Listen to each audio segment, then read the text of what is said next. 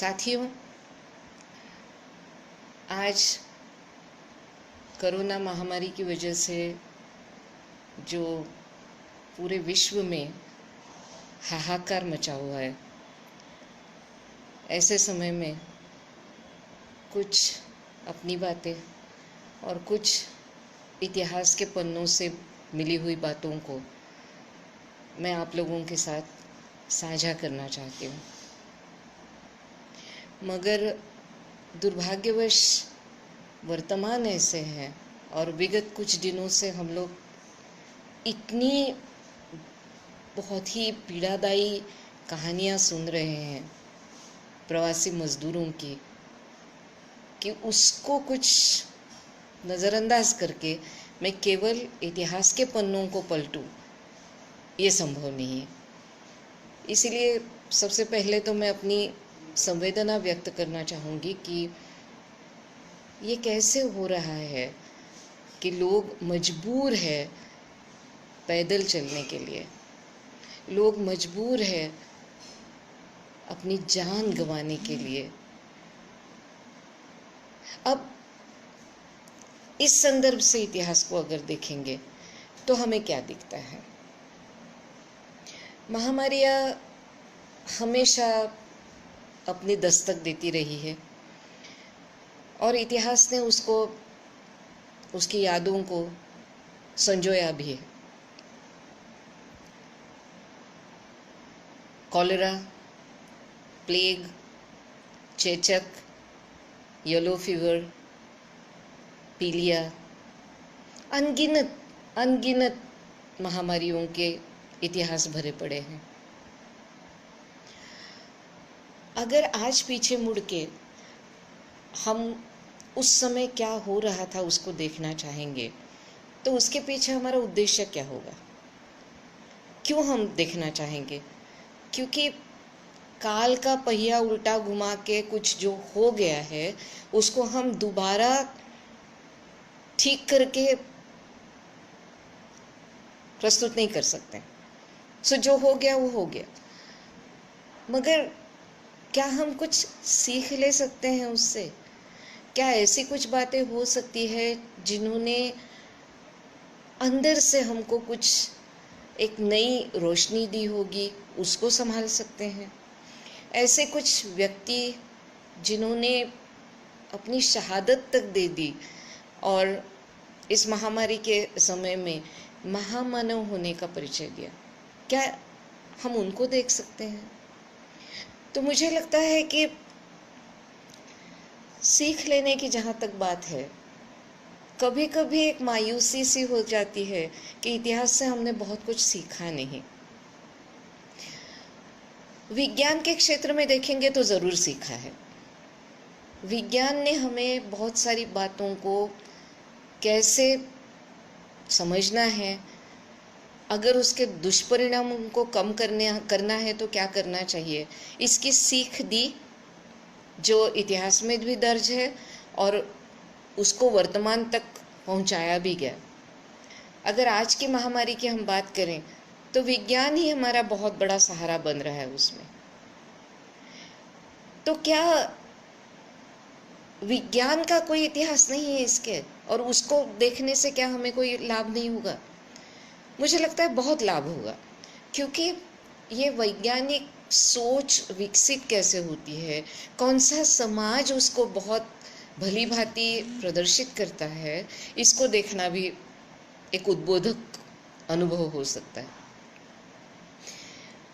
शुरुआत में एक थोड़े से मज़ेदार और कुछ गुदगुदाने वाले अनुभव से करना चाहूँगी।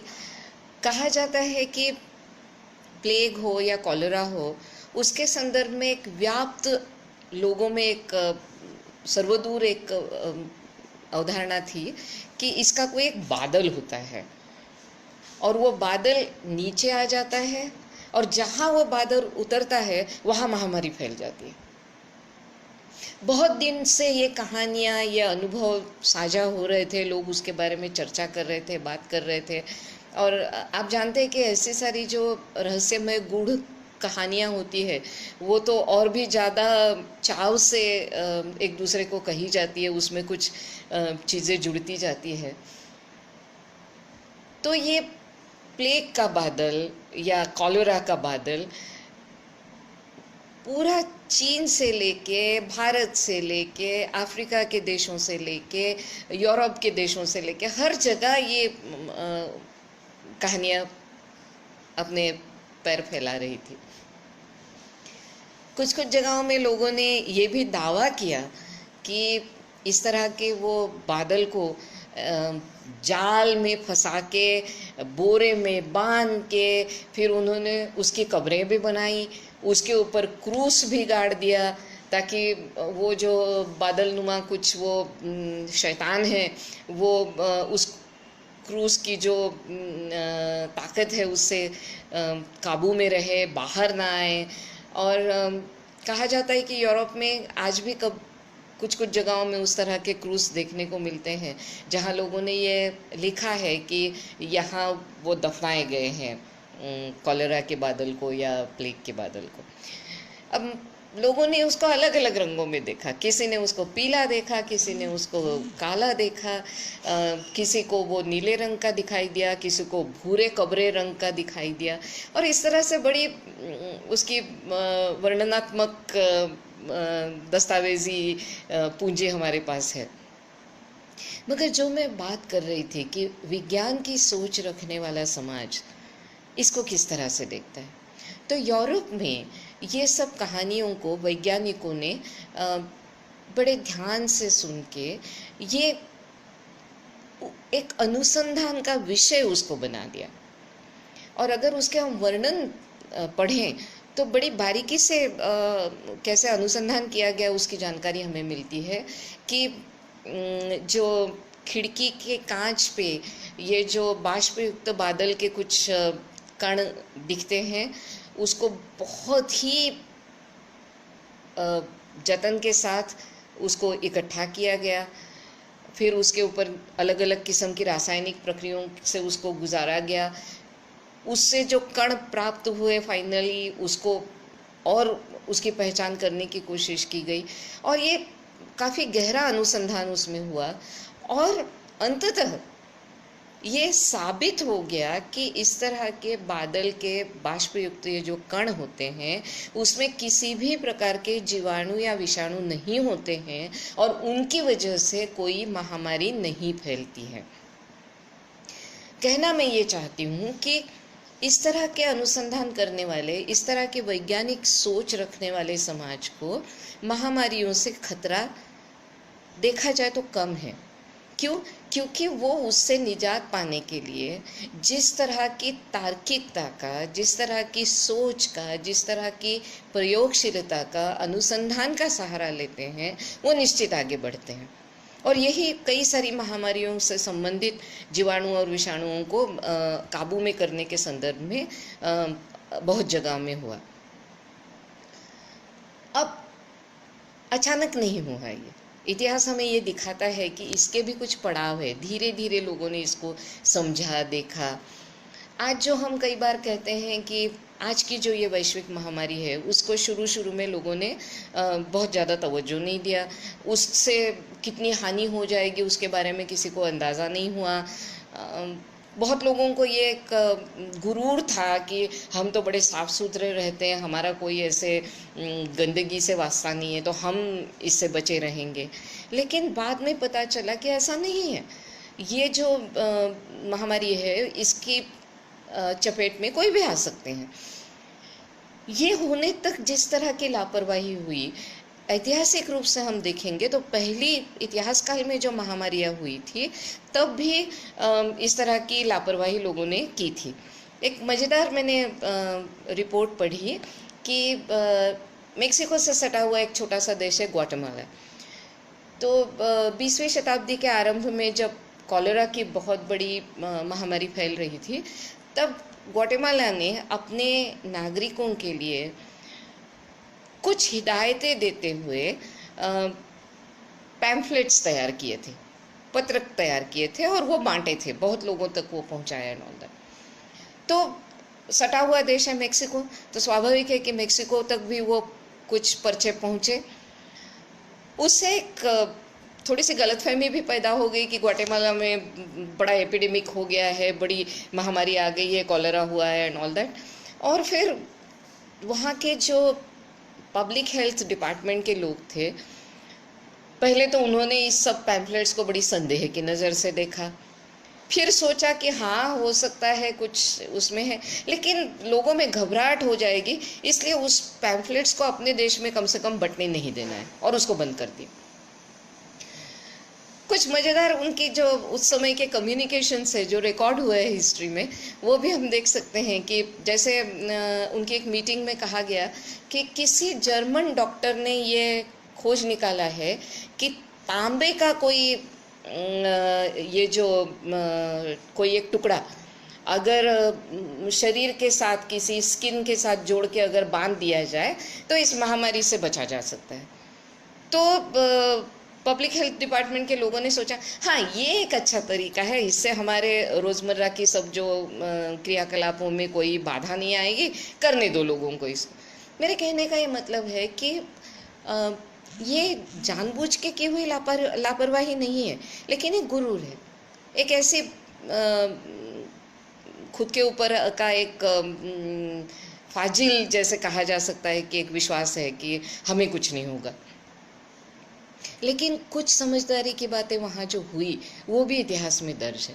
जैसे एक दस्तावेज हमें पढ़ने को मिलता है कि अर्जेंटीना और इटली, इनके बीच में एक करारनुमा कुछ कॉरेस्पॉन्डेंस हुआ है, एक दूसरे से पत्राचार हुआ है, जिसमें हम देखते हैं कि दोनों देशों ने ये तय किया, बाकायदा उसको एक आपसी संबंधों के दायरे में लाके, अंतर्राष्ट्रीय संबंधों के दायरे में लाके उसको तय किया कि दोनों देशों में से किसी भी देश में अगर कॉलेरा, प्लेग, फीवर ऐसे किसी भी तरह के संक्रमण की कोई खबर आती है तो वो दूसरे देश को त्वरित दी जाएगी। मुझे लगता है कि आज हम जो चीन और इटली के बीच के संबंध और चीन से इटली में हुए इसके कोरोना के फैलाव की बात जब करते हैं, तब इस प्रसंग को याद करना बहुत ज़रूरी है कि जो सतर्कता अर्जेंटीना और इटली ने 1912 में दिखाई, क्या 20वीं शताब्दी के दूसरे दशक में रहते हुए हम लोगों को वो नहीं दिखानी चाहिए थी? शनै शनै ये बातें लोगों के समझ में आई और आज इस तरह से कई सारे अंतर्राष्ट्रीय कुछ ऐसे नियम कानून हो या उस तरह के समझौते हो बने हैं। लेकिन जब 1912 जैसे मतलब 100 साल से भी ज़्यादा हो गए और लोगों ने इस तरह की खबरदारी उस समय ली थी, तो क्या आज हम उसको नहीं ले सकते थे?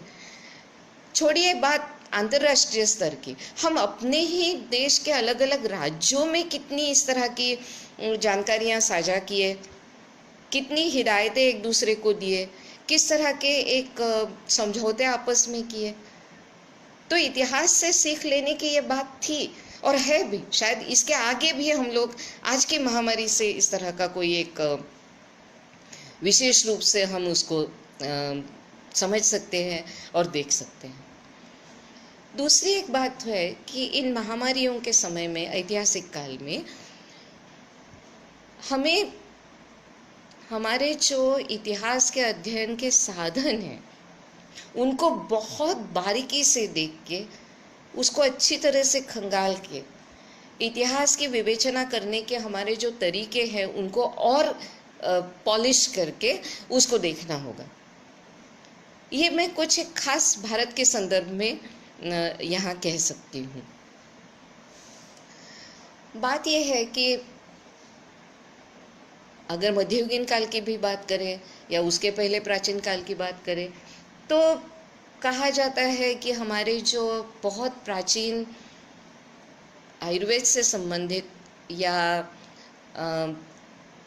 हमारी जो उस समय की जो वैद्यकीय चिकित्सकीय जो जानकारियाँ थी, उसके ग्रंथों के हवाले से लोग कहते हैं कि महामारी के संदर्भ में कुछ ऑब्जर्वेशंस, कुछ निरीक्षण हैं जो हमें इन ग्रंथों में देखने को मिलते हैं। मसलन जो हम वाटरबोर्न डिसीज जिसको कहते हैं कि पानी से फैलने वाली महामारी जो है, उसके जो जंतुओं का जो संसर्ग होता है, तो पानी की पहचान करने की बात उसमें हमें दिखती है। जैसे पानी ठहराव वाला जो है, उसके ऊपर एक विशिष्ट प्रकार की काई दिखने लगती है, या दुर्गंध आती है उस पानी से, या फिर पेड़ पौधों पे उसका क्या असर हो रहा है, जानवरों पे उसका क्या असर हो रहा है। तो उसके निरीक्षण करके कुछ कुछ हम जिसको कह सकते हैं सामान्य से कुछ ऑब्जर्वेशंस, कुछ निरीक्षण, और उसके आधार पे कुछ हिदायतें हमें दी हुई इन प्राचीन ग्रंथों में मिलती हैं। बहुत अच्छी तरह से हमें तो उसका विश्लेषण करने लायक सामग्री तो नहीं मिलती है, लेकिन जैसे कि मैंने कहा कि हमें इतिहास के साधनों को बहुत अच्छी तरह से खंगालना होगा और बारीकी से देखना होगा। जैसे बौद्ध साहित्य में हमें एक गौतम बुद्ध के संदर्भ में उल्लेख मिलता है कि संघ में जहाँ भिक्षु लोग रहते थे, तो वहाँ एक गौतम बुद्ध अपनी परिक्रमा में थे, तब उनको ध्यान में आया कि एक झोपड़ी नुमा कुछ उनका रहने का स्थान होगा, वहाँ एक आदमी पड़ा हुआ है और वो हैजे का शिकार है। और बिकॉज उसको ये एक संक्रामक बीमारी है, इसलिए शायद, क्योंकि उसका बहुत ज़्यादा विश्लेषण नहीं मिलता है, क्योंकि वो कहानी का जो मर्म है वो कहीं दूसरी जगह में है, लेकिन कहा जाता है कि कोई उसकी शुश्रूषा देखभाल नहीं कर रहा था। तो बुद्ध ने खुद तो उसकी सेवा की ही, और अपने जो भिक्षुओं को उससे एक सीख दी कि हमारे कोई साथी अगर पीड़ा में है तो उनकी सेवा करना, उनकी शुश्रूषा करना हमारा धर्म है। और बाद में अगर हम लोग देखेंगे कि जो बौद्ध भिक्षुओं के लिए जो नित्य कर्म कहे गए, उसमें शुश्रूषा का या इस तरह से रोगियों की सेवा करने का एक बहुत बड़ा एक संदर्भ हमें मिलता है। तो मुझे लगता है ये कहीं ना कहीं उसका संदर्भ उस समय का है कि जब हैजे से लोग बहुत डरते होंगे, उसके संक्रामकता से डरते होंगे, और इस तरह से हम देखते हैं कि वो आदमी को अकेले, वो भिक्षु को बाकी लोगों ने छोड़ दिया था। उसके अलावा भी अगर देखेंगे तो कभी कभी इक्का दुक्का इस तरह के कुछ प्रसंग जो हमें सुनने को मिलते हैं। जैसे एक बौद्ध साहित्य से ही हमें प्रमाण मिलता है कि एक दो राजाओं के बीच में, अपने उत्तर हिंदुस्तान के, मतलब एक आदान प्रदान हुआ है कि जिसमें जीवक को भेजा गया है दूसरे राज्य के राजा की पीलिया की बीमारी ठीक करने के लिए। तो आप समझ सकते हैं कि एक राजवैद्य को दूसरे राजा के पास पीलिया की बीमारी ठीक करने के लिए भेजा गया है, तो वो उस समय शायद बहुत बड़ी बीमारी हुई होगी और बहुत उससे खतरा पैदा हुआ होगा। अंदाज लगा सकते हैं, जैसे कि मैंने कहा कि बहुत ठोस प्रमाण तो नहीं मिल रहे, लेकिन धीरे धीरे इस दिशा में अगर हम इतिहास को खंगालने लगेंगे तो शायद और ज़्यादा स्पष्ट रूप से भी कुछ उल्लेख हमें मिल सकते हैं, अगर हम प्राचीन काल की बात करें। मध्ययुगीन काल में भारत में अगर हम लोग देखेंगे तो इतिहास लेखन की और रोज़मर्रा की भी कई चीज़ों के दस्तावेजीकरण की एक प्रक्रिया निश्चित रूप से दिखती है।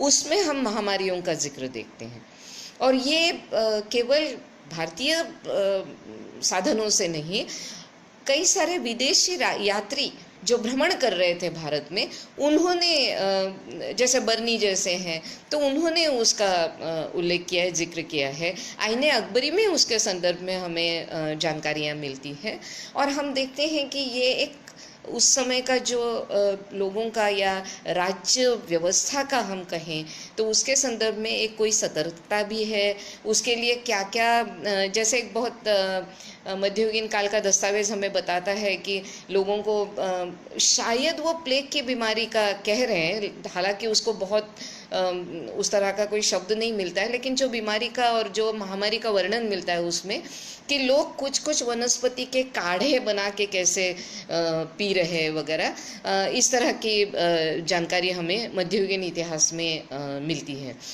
मुझे लगता है कि पर्यावरण, पानी, जड़ी बूटी, अन्य जो खनिज जन्य जो औषधियाँ, इन सब के संदर्भ में चर्चा करते हुए कहीं ना कहीं विभिन्न महामारियों के संदर्भ में हमें जानकारी इतिहास काल की मिल सकती है। मेरा मध्ययुगीन काल का अध्ययन भी बहुत ही सीमित है और मैं नहीं इसके बारे में बहुत ज़्यादा जानती हूँ, लेकिन इतना ज़रूर जानती हूँ कि इसके संदर्भ हमें मिलते हैं और इसके ऊपर अनुसंधान करना ज़रूरी है ताकि हम उससे कुछ सीखें, कुछ देखें। हो सकता है कि कुछ दवाइयाँ भी हो जो आज शायद हम उपयोग में नहीं ला रहे हैं, लेकिन हो सकता है उसके ऊपर अब आज के आधुनिक चिकित्सा विज्ञान से और दवाइयों की खोज में अगर उसको देखा जाए तो शायद कुछ मानव के लिए उपयोगी कुछ मिल सकता है उसमें। जहाँ तक हम आधुनिक काल की बात करते हैं और ख़ास तौर पे जब भारत विदेशी सत्ता का गुलाम था, ब्रिटिशों का गुलाम था, तब महामारियों का भी बड़ा दौर चला। भयंकर रूप में महामारियाँ पूरे विश्व में फैल रही थी। भारत भी उससे अनछुआ नहीं रह सकता था। और मैं आपको जानबूझ के आंकड़े नहीं दे रही हूँ क्योंकि बहुत आसानी से आजकल इंटरनेट का ज़माना है, आप 2 क्लिक करेंगे तो आपको विभिन्न प्रकार के आंकड़े मिल जाएंगे। मेरे कहने का मतलब है कि उस समय जो जीवित हानि हुई है वो निश्चित रूप से इतनी ज़्यादा बड़ी मात्रा में है कि वो आंकड़े फिर इतने ज़्यादा हो जाते हैं कि वो बहुत ज़्यादा मायने नहीं रखते। अब इन बीमारियों का वैश्विक संदर्भ उस समय का, इन महामारियों का क्या है, हम देखते हैं। बात यह है कि भारत का बहुत अच्छा और जिसको हम कहते हैं कि सतत, अविरत, निरंतर व्यापार दुनिया के बहुत सारे देशों के साथ, भूभागों के साथ हो रहा था।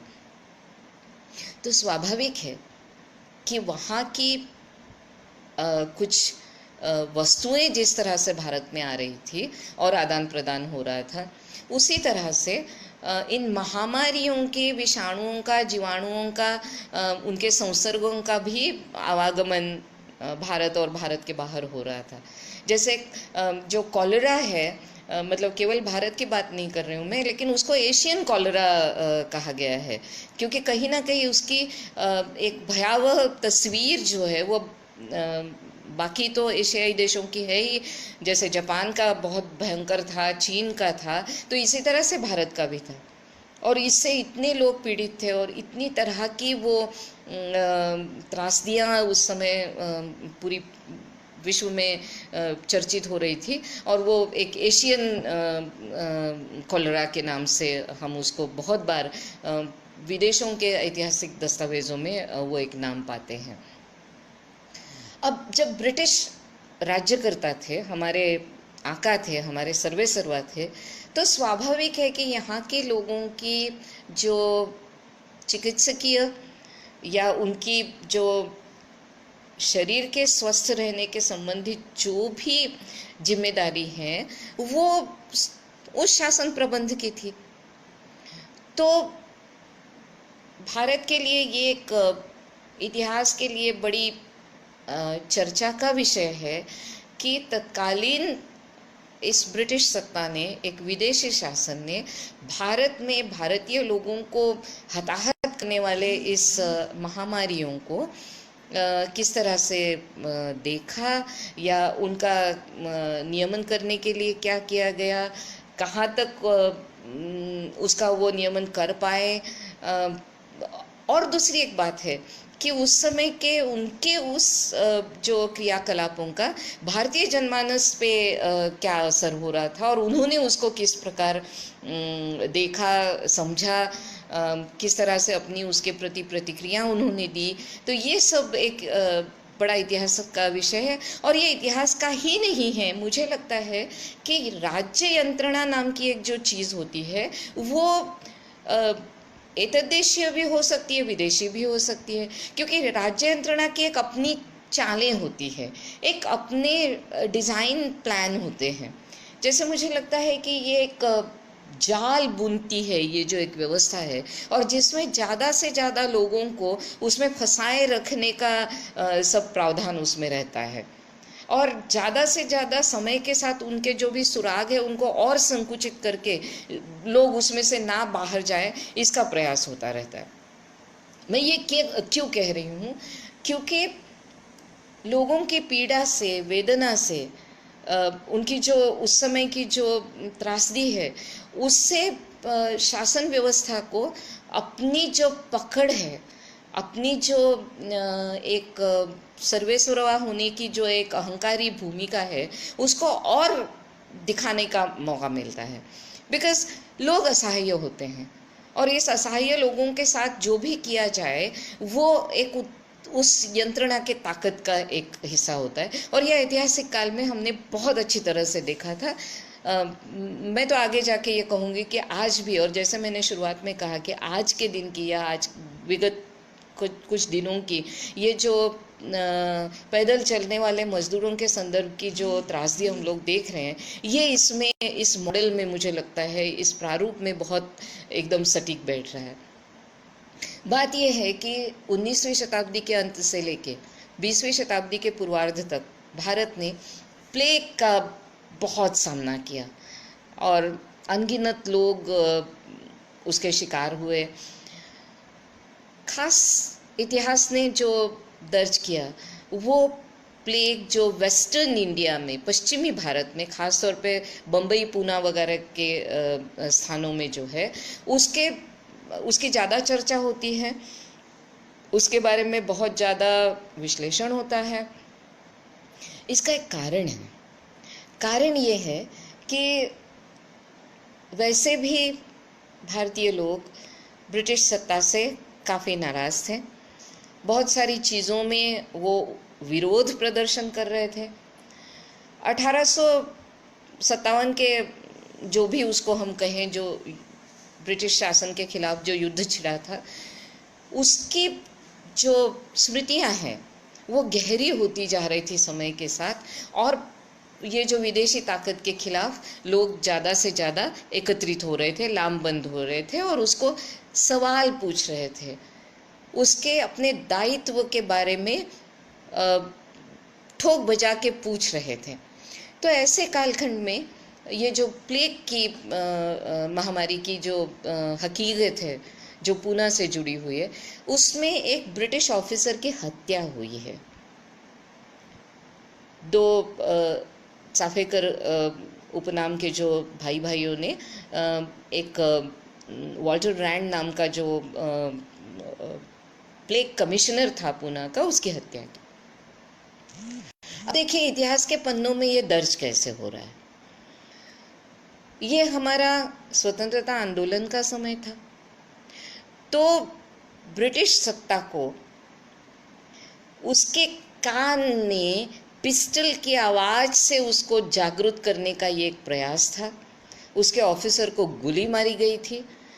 जो दहशत वो निर्माण कर रहे थे, उसको एक दहशत से जवाब दिया गया था, और इसीलिए चापेकर जो भाई है वो हुतात्मा कहलाए, शहीद कहलाए, और इतिहास ने उनको बहुत याद किया।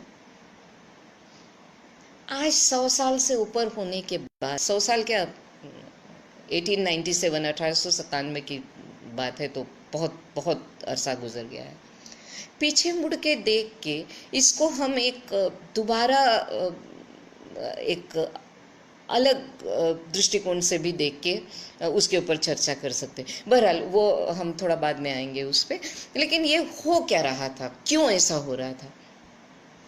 ये जो रैंड था, आईएएस ऑफिसर था, और वो अपने काम के प्रति एक कुछ ज़्यादा ही उत्साहित होके, और एक ब्रिटिश शासन का शासक होने का दंभ तो होगा ही उसमें, तो बड़ी कड़ाई से प्लेग के नियंत्रण के कार्य में जुट गया पूना में।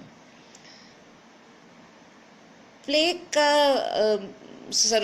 सामान्य रूप से सब लोग जानते होंगे, एक लक्षण है कि काख में या जांघ में गांठ आती है उस प्लेग के जो मरीज होते हैं उनको।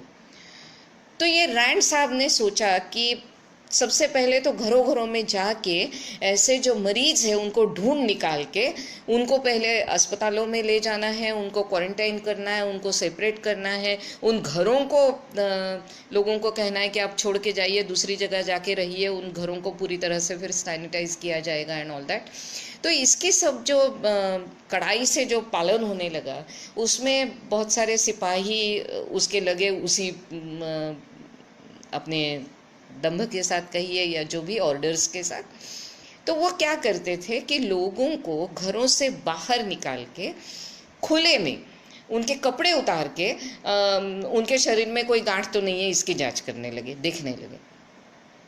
बहाना क्या था, या बहाना नहीं वास्तविकता भी होगी, क्योंकि पुराने समय के घर है कि रोशनी पर्याप्त मात्रा में भीतर नहीं होती है। लेकिन मुझे लगता है उससे ज़्यादा ये है कि लोग छुपाते थे, क्योंकि एक खौफ भी था, अपनों से बिछड़ने का एक दर्द भी था, एक अनजान जो क्या हो रहा है आगे इसकी अनिश्चितता जो थी। घर छोड़ के जाएं, विजनवास में जाए तो जाएं कहाँ कहाँ, कैसे रहे, विभिन्न प्रकार की बातें उस समय उन लोगों के मन में होगी, तो वो सहकार्य नहीं करते थे। अब ऐसे में क्या हुआ कि ये जो कड़ाई से, सख्ती से उनका जो निरीक्षण परीक्षण हो रहा था उससे महिलाओं को भी बख्शा नहीं गया। और कई बार तो ऐसे मामले भी सामने आए जहां महिलाओं के साथ अशोभनीय वर्तन भी हुए। तो धीरे धीरे इसके प्रति जो है एक लोगों के मन में बहुत गुस्सा, एक प्रतिशोध की भावना आने लगी, और उसमें उसकी परिणति हुई कि वो रैंड का खून हो गया, उसकी हत्या हो गई। लेकिन क्या कहानी वहाँ ख़त्म होती है? क्या पूना के लोग फिर इस अन्यायी, अत्याचारी, दमनकारी ब्रिटिश ऑफिसर को मार देने के बाद क्या लोगों को बहुत आसानी से जीने दिया गया? कतई नहीं। बहुत ज़्यादा उनके ऊपर की जातियाँ उसके बाद बढ़ी भी।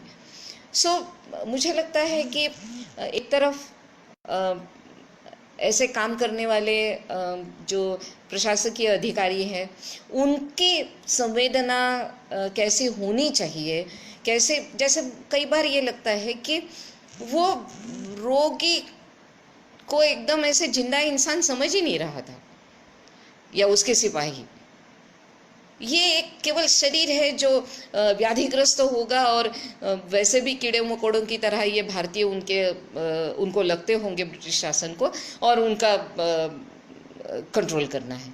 अच्छा, ये कंट्रोल करना भी उनकी मजबूरी क्यों है? उनको इतना ज़्यादा उसके ऊपर जोर क्यों देना है?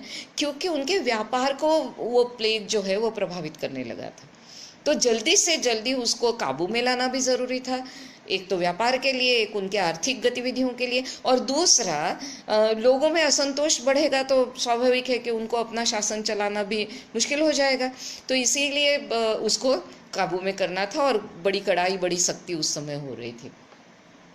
लेकिन इसका भारतीय पक्ष हम देख लें तो उससे क्या हम देख सकते हैं। और जैसे कि मैंने कहा कि जो अधिकारी हैं, जो इसके लिए नियुक्त है, जो इसके लिए जिम्मेदार है, उनकी संवेदनशीलता बढ़ाना जितना ज़रूरी है उतना लोगों का प्रबोधन हो के उनको कैसे सहकार्य के लिए तैयार करना है, ये भी महत्वपूर्ण है। मैं जान रही हूँ कि हमारे इस समूह में आज जो लोग इससे जुड़े हुए हैं उसमें से कई सारे कार्यकर्ता हैं, और आज वो इस महामारी के दौरान अपने जान की परवाह किए बगैर, अपने संक्रमण की परवाह किए बगैर उनके साथ काम कर रहे हैं, मैं जानती हूँ। लेकिन कहीं ना कहीं उनका प्रबोधन, और उनको भी क्या करना चाहिए, क्या नहीं करना चाहिए, कैसे करना चाहिए, और अपने लोगों तक ये बात कैसे पहुँचानी है, इसका एक प्रबोधन होना ज़रूरी है, उन तक ये बात पहुँचनी ज़रूरी है। तो होता ये था कि बहुत सारे लोग एक तो छुपाते थे रोग को। छुपाने से रोग तो छुपता नहीं है, और उससे संक्रमण और बढ़ता है और हानि होती है। लेकिन इसके साथ साथ इस समय में भी, इतने भयावह स्थिति में भी, हमारे समाज की एक बहुत बड़ी समस्या जो है वो जातिगत व्यवस्था की है। उसकी जो सोपानबद्धता है, अपने से किसी को नीचा समझना, वो हमसे नीचे है, हम ऊपर है, ये समझना, इससे हम निजात नहीं पाए उस समय।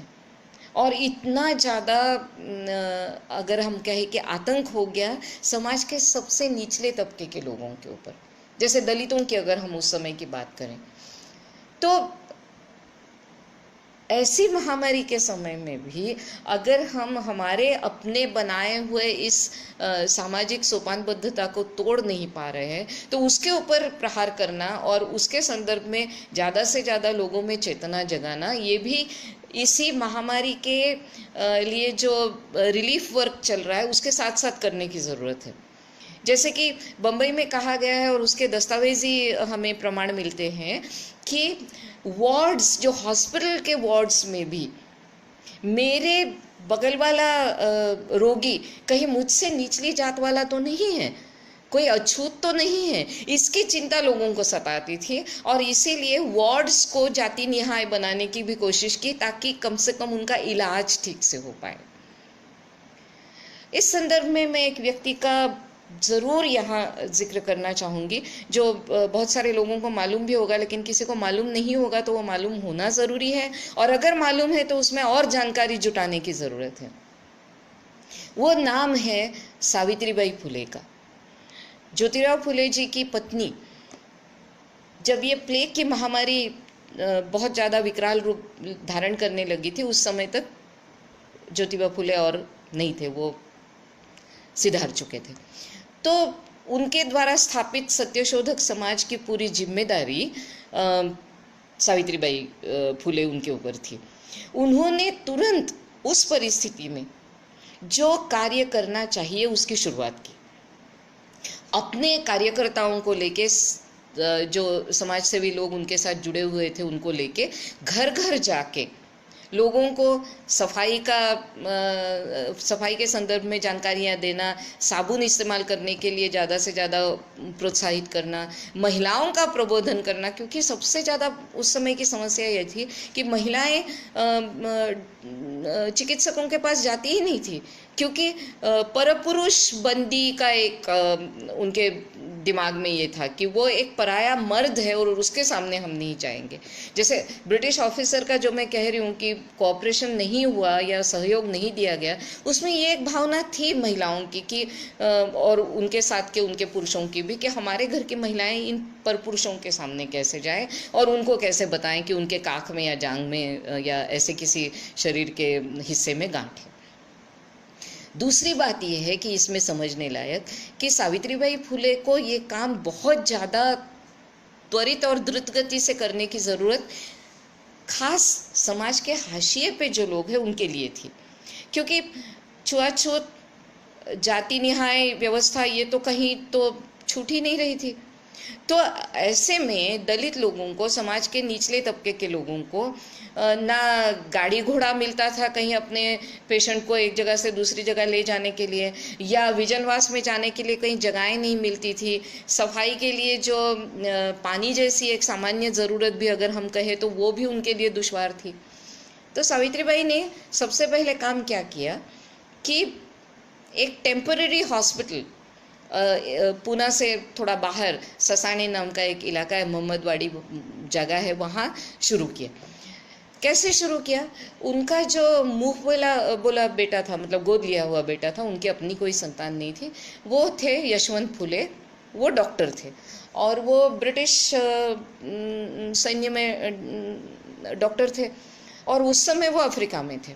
तो इन्होंने तुरंत चिट्ठी लिख के उनको वापस बुलाया, सावित्रीबाई ने अपने बेटे को, और वो डॉक्टर थे इसलिए उनकी मदद से ये टेम्पररी हॉस्पिटल एक जगह पे शुरू किया। वो जो ज़मीन है वो ये जो यशवंत फुले है उनके ससुर की दी हुई थी, मतलब सावित्रीबाई के समधी, उन्होंने वो जगह उपलब्ध कराई थी। तो सावित्रीबाई घर घर जाके वहाँ के पेशेंट्स को, और मतलब अपने सावित्रीबाई अकेली नहीं, ऑफ कोर्स उनके साथ उनके बहुत सारे साथी थे, वो पेशेंट्स को ढूंढ ढूंढ के अस्पताल में ले आते थे और उनको वहाँ चिकित्सकीय सब प्रकार की सेवा देने का प्रयास करते थे। हुआ ये कि सावित्रीबाई को पता चला कि दूर दराज गांव में एक 11 साल का महार बच्चा, महार एक वहाँ की दलित कम्युनिटी है, बहुत निचले तबके की मानी जाती है, अछूत मानी जाती है। तो उस कम्युनिटी का एक बच्चा, उस जात का, वो पीड़ित है शायद, उसकी एक वार्ता आई। तो सावित्रीबाई वहाँ गई और देखा कि इस बच्चे को लक्षण तो लग रहे हैं और त्वरित वैद्यकीय उपचार और उसको सेवा मिलने की ज़रूरत है। जैसे कि मैंने कहा कि उस समय किसी भी तरह का साधन, गाड़ी, बैलगाड़ी, घोड़ा कुछ मिलना, गधा खच्चर कुछ नहीं मिल रहा था। और शायद अब उस तरह की परिस्थितियां क्या थी, बहुत ज़्यादा उसका उल्लेख मुझे नहीं मिला, मैंने बहुत खोजने की कोशिश की, लेकिन एक पूरा एक विवरण मिलता है कि सावित्रीबाई ने उसको चादर में लपेटा, उस बच्चे को, और पीठ में लाद के वो उसको हॉस्पिटल तक ले आई, ये टेम्पररी हॉस्पिटल जो बना था वहाँ ले आई। सावित्रीबाई के प्रयास बहुत कारगर साबित हुए और उस बच्चे की जान बची।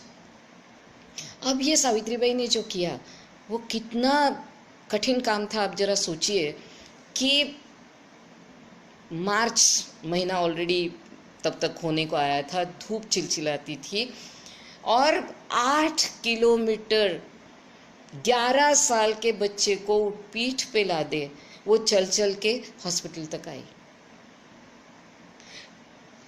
फिर वैसे भी उनके बेटे जब अफ्रीका से आए और उन्होंने हॉस्पिटल का काम शुरू किया, तब अपनी माँ को ये समझाने की कोशिश की थी कि ये संक्रामक बीमारी है और तुम्हें भी लग सकती है। लेकिन सावित्रीबाई जो एक इतना महान, हम क्रांति ज्योति ही उनको कहते हैं, वो कहाँ मानने वाली थी। तो वो रुग्ण सेवा में पूरी तरह से लग गई और दुर्भाग्यवश सचमुच उनको संक्रमण हुआ और उनकी उसमें मृत्यु हो गई। मेरे कहने का ये मतलब है कि सावित्रीबाई तो अनेक तरह से उनके जीवन के पहलू ऐसे जो महान हैं, लेकिन हमें ये सीखना है कि अगर हमें रुग्ण सेवा करनी है, पीड़ितों की मदद करनी है, तो अपना ख्याल रखना भी उतना ही ज़रूरी है। क्यों? क्योंकि सावित्रीबाई जैसे व्यक्ति, जितनी उन्होंने उस एक व्यक्ति की सेवा की, एक बच्चे की सेवा की और उसको उठा के लाई, वो तो महान कार्य हुआ, लेकिन वो जो लीडरशिप दे सकती थी, वो जो अपने उस समय जो एक किसी ने वहाँ पूरे सूत्र संभाल के नियोजन करने की जो आवश्यकता थी, उसकी एक कमी वहाँ उनकी मृत्यु की वजह से महसूस हुई। इस परिवार के दुर्भाग्य की कहानी वहाँ नहीं खत्म होती है। उनके जो पुत्र यशवंत फुले, जैसा कि मैंने कहा कि वो चिकित्सक थे ही, डॉक्टर थे, तो उन्होंने अपना कार्य जारी रखा और अंततः 1905 में उनकी भी प्लेग के संक्रमण की वजह से मृत्यु हो गई। एक नाम और है, और जो हम जैसे सब लोग इस तरह के जो हाशिए पे रहने वाले लोगों के बारे में कम से कम अपने दिमाग में उनको रखते हैं, उनके बारे में सोचते हैं, उनके साथ कुछ काम करने की कुछ इच्छा रखते हैं, उनको ज़रूर सुनना चाहिए। ये है नारायण मेघाजी लोखंडे। ये मिल मजदूरों के साथ बम्बई में काम करते थे। तो मिल मजदूरों की उस समय की समस्या ये थी कि आज जो हो गई है वैसे ही, रोज़गार नहीं है, पैसा नहीं है, भूख से पीड़ित है, और ऊपर से मिल मालिकों की भी एक उनके प्रति बड़ा, मतलब बहुत ज़्यादा मानवीय व्यवहार नहीं हो रहा है। ये ज़्यादातर मज़दूर बहुत कम पढ़े लिखे भी थे, बहुत ज़्यादा वैज्ञानिक सोच वाले या चेतना वाले तो स्वाभाविक रूप से नहीं थे। तो बड़ी विचित्र स्थिति इन सब कामगारों में निर्माण थी कि एक तरफ उनमें संक्रमण बहुत ज़्यादा बढ़ रहा था और एक तरफ वो अपने अज्ञानवश हो या परिस्थितिवश हो चिकित्सकीय सेवा में सेवा का लाभ नहीं पा रहे थे। कुछ मजबूरी उनकी थी, कुछ प्रशासन का रवैया था, जो भी था। तो लोखंडे उनके साथ काम दिन रात मतलब इतने वर्णन मिलते हैं कि रात को भी नहीं सोते हुए वो रुग्णों को हॉस्पिटल में पहुंचाना, उनके लिए झगड़ा करना, उनके लिए उनको एडमिट कराने के लिए दबाव, इस तरह के काम करते थे। और उसमें उनको भी संक्रमण हो गया और देश ने उनको भी खोया। तो मुझे लगता है कि इन व्यक्तियों का मैं उल्लेख इसलिए कर रही हूँ कि समाज के हाशिए पे रहने वाले लोग हमेशा ही महामारी के समय में बहुत अधिक पीड़ित हो जाते हैं, और उनकी पीड़ा का जितना कारण समाज की उनके प्रति अनदेखी है, राज्य व्यवस्था की जो पूरी तरह से नाकामी हम देखते हैं वो है, उतना ही कहीं ना कहीं ये अज्ञान, ये जो वैज्ञानिक सोच का अभाव, उनमें जो प्रबोधन उनका नहीं होना, ये सब चीज़ें भी महत्वपूर्ण हो जाती है, और उसको हमें इतिहास के आईने में देखते हुए उससे सीख लेनी चाहिए। तो मुझे लगा कि ये मैं ज़रूर एक बात को कहूँ। दूसरी एक बात ये है कि उस समय के कुछ दस्तावेज ऐसे हैं जो एक प्रतीकात्मक तरीके से, लेकिन एक पूरी त्रासदी को, उसके विभिन्न आयामों को हमारे सामने खोल के रखते हैं। वो है साहित्यिक साक्ष्य। जो लोग थोड़ा बहुत अंग्रेजी पढ़ते हैं, और ख़ास तौर पे एक नाम है जो बहुत प्रिय है, ख़ास जो वाचक होते हैं, पाठक होते हैं उनमें, एल्बर्ट कामू का। और उन्होंने द प्लेग नाम का जो एक उपन्यास लिखा है, पूरे उपन्यास को अगर हम देखेंगे तो उपन्यास के जो शीर्षक में ही जो प्लेग कहा गया है, उसमें पूरे इस महामारी को एक दार्शनिक स्तर पे उस समय के पूरे क्रियाकलापों को उन्होंने लाके रखा है। शासन यंत्रणा की जो पूरी तरह से बेरुखी है, या एक जो रवैया है जो किस तरह से खाना पूर्ति करता रहता है, जैसे एक उनके लिए मरने वाले केवल संख्या मात्र हो जाते हैं। या एक मज़ेदार उसमें प्रसंग है कि ये जो डॉक्टर है जो ख़ास तौर पे ये प्लेग के टीके के ऊपर या उस समय के प्लाज्मा ट्रीटमेंट वगैरह के संदर्भ में बहुत काम कर रहे हैं, उनके दवाखाने के बिल्डिंग के सामने मरा हुआ चूहा मिलता है।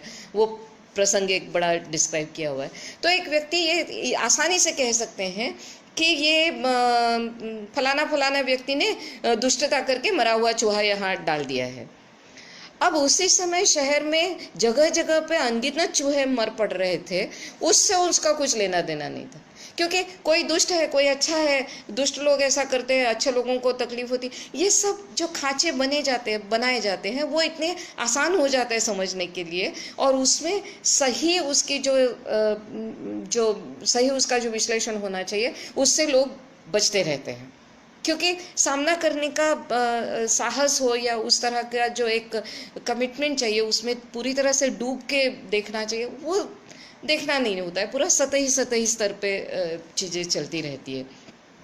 या एक और उपन्यास बहुत लोगों को मालूम होगा, love in the time of cholera, जो गैब्रियल मार्कोस, जो एक लैटिन अमेरिकन राइटर है, उनकी उपन्यास का एक बड़ा महामारी के संदर्भ में उसको कोट किया जाता है। अब उसमें भी बार बार ये महामारी से जो त्रासदियाँ हो रही है उसके चित्र सामने आते हैं, और मानवीय संबंधों को वो कैसे व्याख्यायित कर रहे हैं या किस प्रतीक से वो दिखा रहे हैं, ये भी एक देखने लायक चीज़ है। हमारी अपनी इधर की एक आसपास की हिंदी बेल्ट की एक कहानी है, बड़ी मज़ेदार कहानी है, प्लेग की चुड़ैल। भगवान दास करके एक यहीं के मिर्ज़ापुर के आसपास के वो एक लेखक थे। 1905 में ये कहानी प्रकाशित हुई है, और उसमें कैसे एक जीवित व्यक्ति को मृत घोषित करके उसका दाह संस्कार भी किए बगैर उसको बांध बूंद के नदी में फेंक दिया जाता है। फिर वो जिंदा रहती है औरत, इसलिए वो किनारे पे जब आ जाती है तब उसको चुड़ैल साबित करने का बड़ा प्रयास होता है एंड ऑल दैट।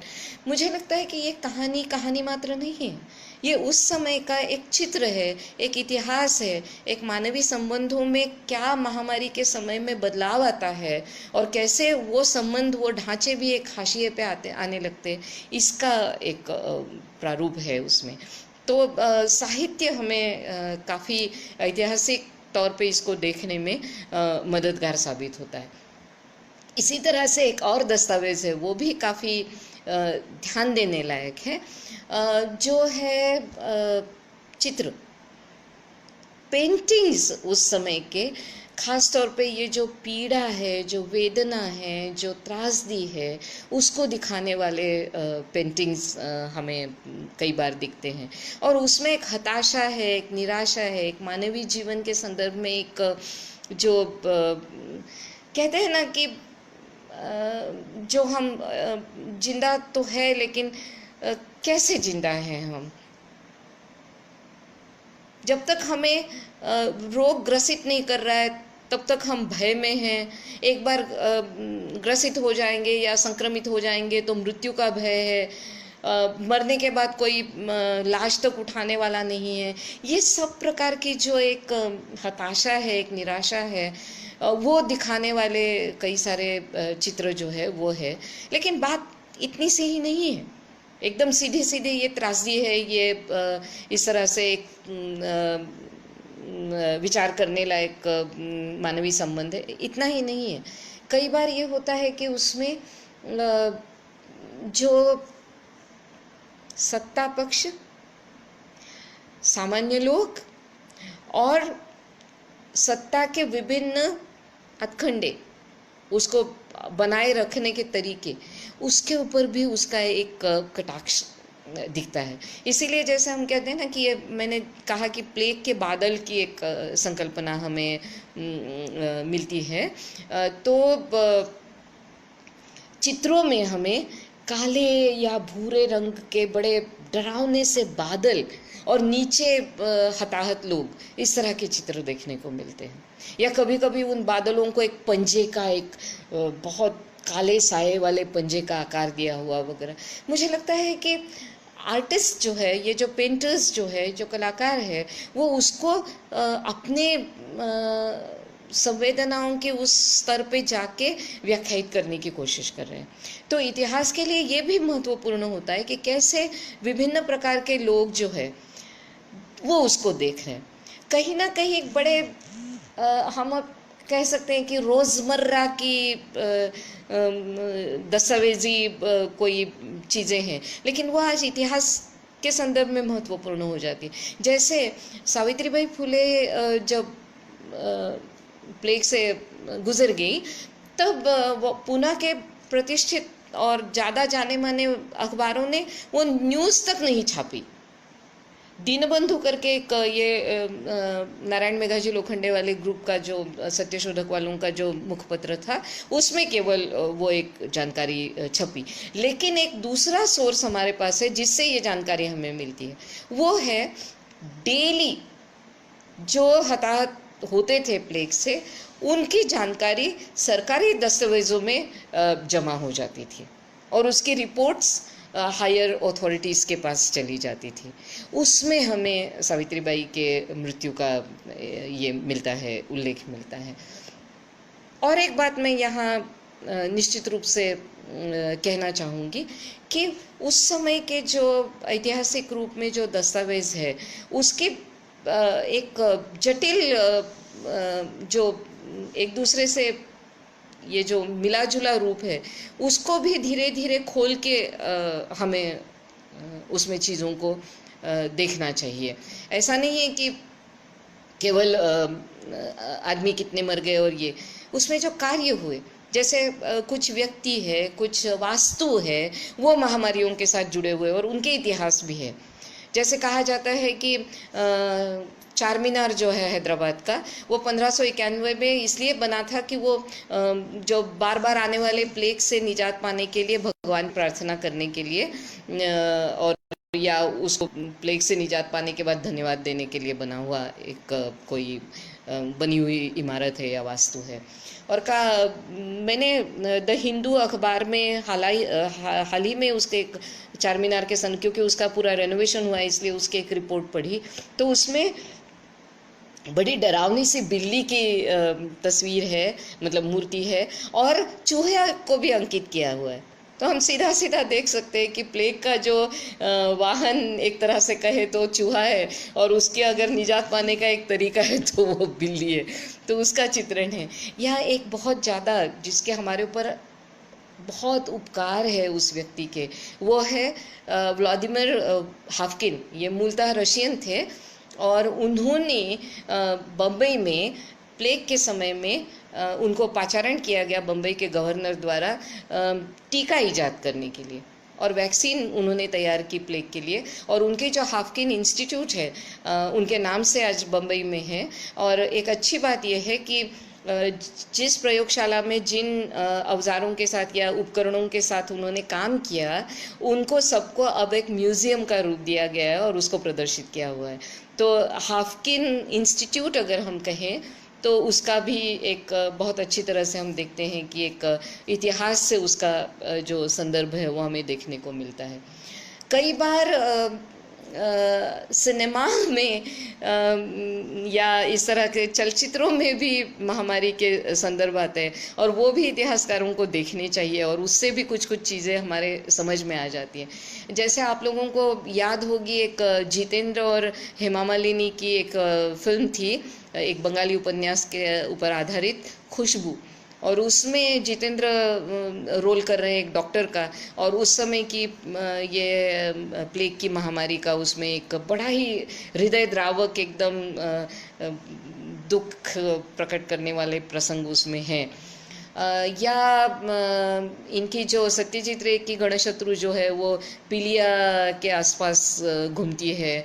या अगर हम लोग देखें कि एक मूकपट भी था जिसमें मद्रास के कॉलेरा के समय में चेन्नई में क्रिश्चियन मिशनरियों द्वारा रुग्णों की जो सेवा की, उनकी जो मदद की गई और उनको जो राहत दी गई। और उसमें फिर ये होता है कि एक राम नाम की व्यक्ति है और वो फिर अपना धर्मांतरण करके क्रिश्चियन बन जाती है। हालांकि क्रिश्चियन हम कह सकते हैं कि ये धर्म प्रचार की इसका एक चलचित्र है, लेकिन ये वास्तविकता भी हो सकती है ना कि किस महामारी में, और है भी कई बार उसके उल्लेख भी मिलते हैं कि जिन धर्म संस्थाओं से विशेष मदद मिली होगी या राहत मिली होगी तो लोग फिर उनके भक्त बन जाना, उनको अपना आत्मीय मानना, ये स्वाभाविक रूप से होता होगा।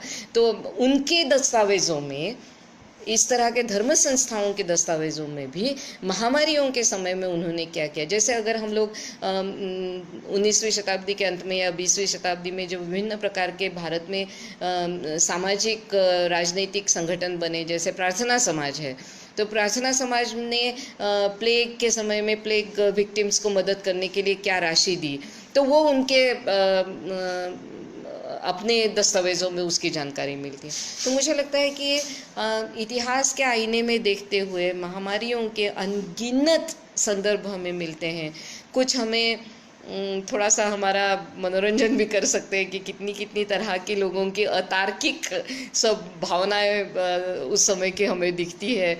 कभी कभी वो हमें मजबूर करते हैं ये सोचने के लिए कि हमारे इसकी जो कमियां हैं हमारे समाज की, जैसे जाति व्यवस्थागत हो या जेंडर के जो हमारी जो लिंगानुभावात्मक जो ये उच्च नीचता है उसकी, या कई बार टोने टोटके जादू टोना ये वो, तो ये सब के बारे में वैज्ञानिक सोच रख के एक विज्ञाननिष्ठ समाज हमारा कैसे और आगे बढ़े, इसके ऊपर विचार करने के लिए मुझे लगता है कि ये महामारी के संदर्भित ऐतिहासिक दस्तावेज बहुत ही महत्वपूर्ण होंगे। आज के लिए बस इतना ही। धन्यवाद।